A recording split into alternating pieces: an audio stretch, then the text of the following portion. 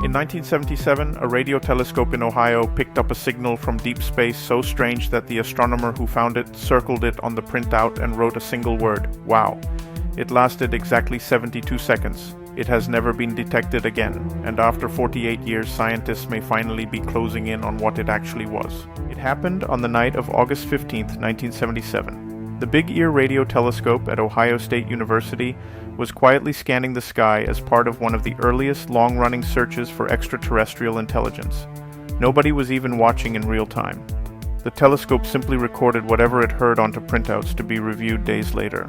A few days later, a volunteer astronomer named Jerry Amon was reviewing those printouts at his kitchen table when he stopped cold. In a sea of ones, twos, and threes, ordinary background noise was a vertical string of characters reading 6EQUJ5. That code represents signal intensity, and this one climbed to more than 30 times the background noise. Amon circled it in red pen and wrote, "Wow," in the margin. The name stuck. What made it more than a curiosity was the frequency it arrived on, roughly 1420 megahertz. That's the hydrogen line, the natural frequency emitted by hydrogen, the most abundant element in the universe. SETI researchers had long predicted that if an intelligent civilization wanted to be noticed, this is exactly the frequency they'd broadcast on, because any species doing radio astronomy would be listening there.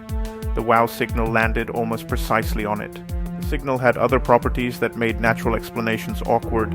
It was narrowband, concentrated in a tight sliver of frequency, the way engineered transmissions are, while most natural sources smear across a wide range.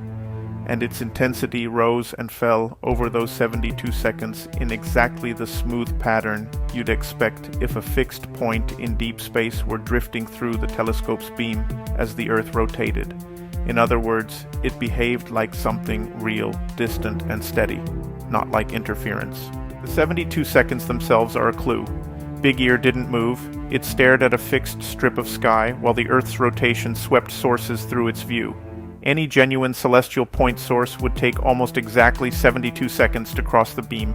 The WOW signal matched that transit time perfectly.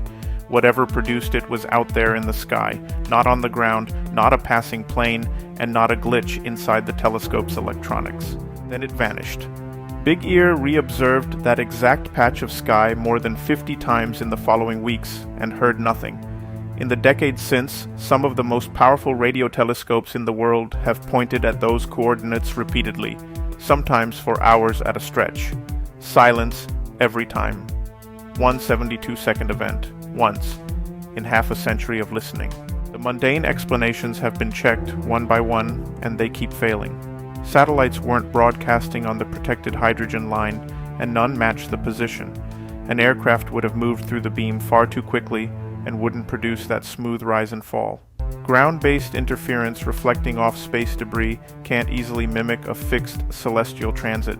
Even a deliberate hoax doesn't fit.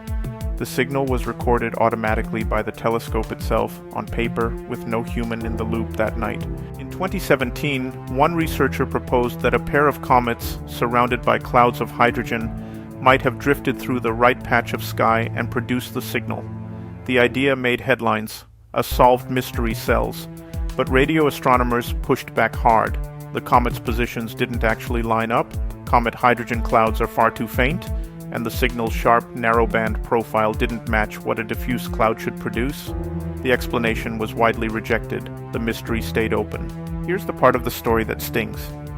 Big Ear itself, the telescope that heard the most famous unexplained signal in history, was torn down in 1998.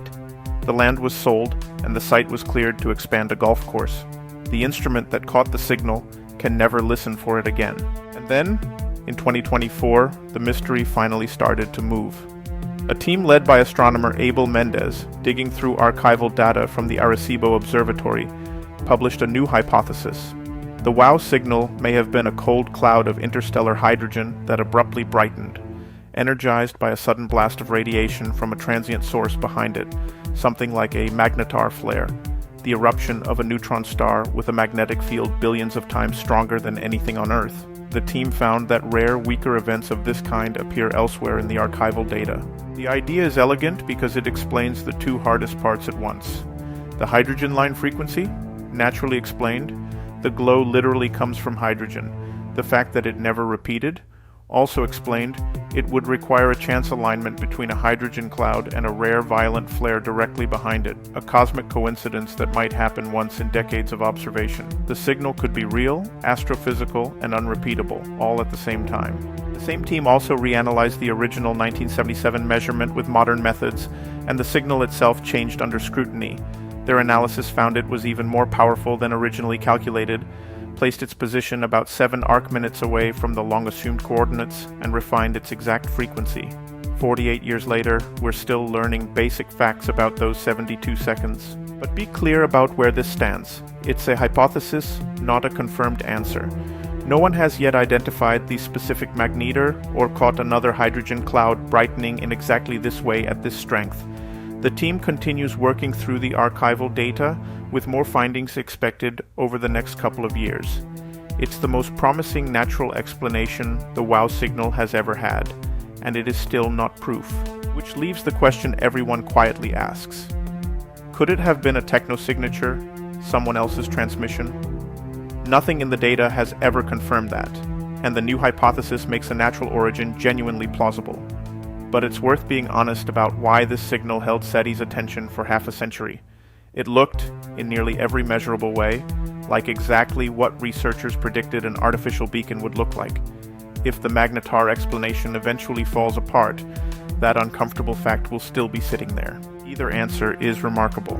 If the new hypothesis is right, we caught a once-in-a-lifetime cosmic alignment, a dead star's eruption lighting up an interstellar cloud like a flashbulb, decades before we had the tools to understand it.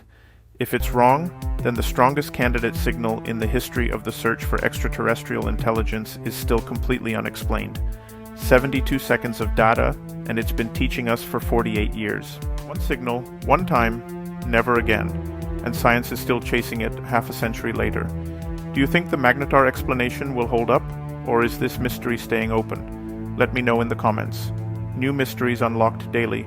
Subscribe so you never miss one.